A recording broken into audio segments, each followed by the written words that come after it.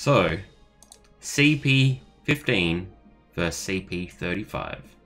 And should you save? Let's start the discussion.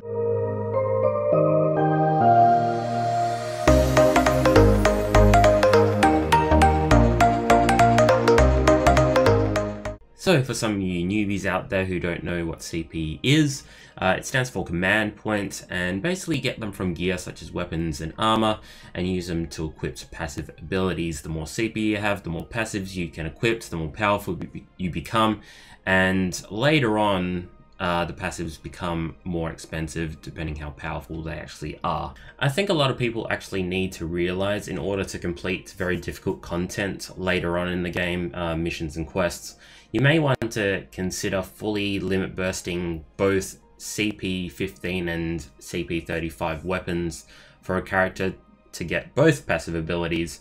Of course, there are different varieties of CP15 and CP35 weapons.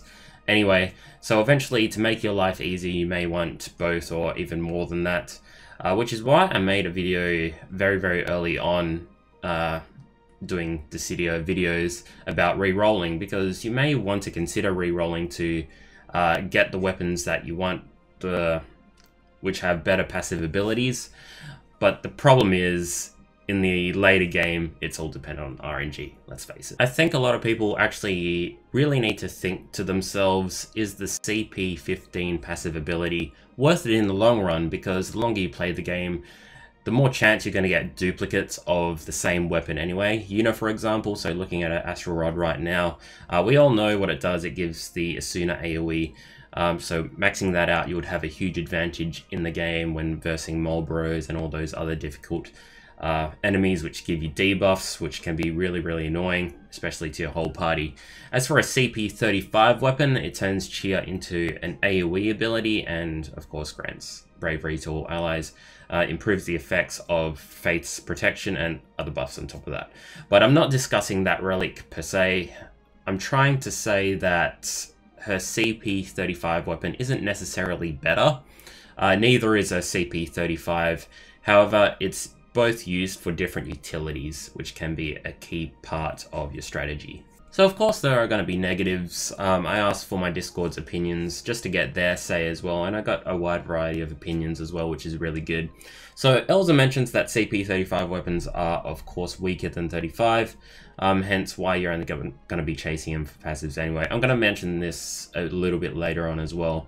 Link King says that it may be worth it to grab the limit boost CP35 weapons earlier on if they have good effects, and the relics are more widespread later on in the game as well, such as all the CP35's weapons are going to be incorporated into the same banner as CP15. So it might as well be easier to snag the lower weapons now, get their effect, and then get that one copy of the CP35 weapon.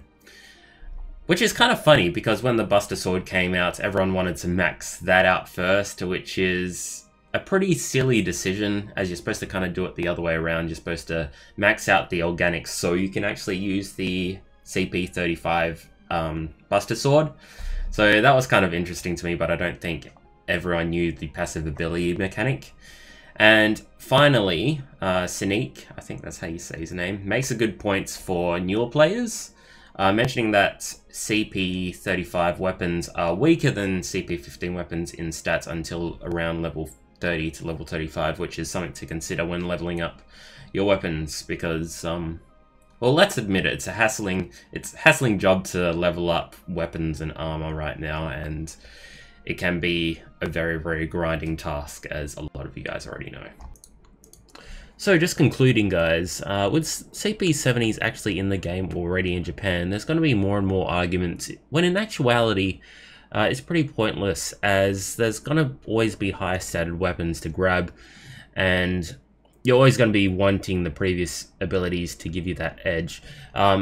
It may be a bad decision to draw like crazy to limit boost your weapons now, because there's always going to be duplicates later on in the game, but like I said, it's all RNG based in the end of the day.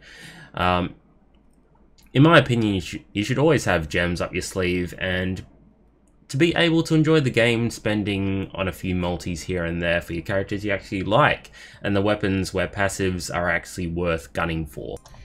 Anyway guys, let me hear your thoughts, and if you're going to save, and why you're going to save, if you're going to spend it all now. The discussion is always open, and I like to hear your guys' opinions. Anyway guys, I'll see you guys later. Hope you have a good one. Peace out.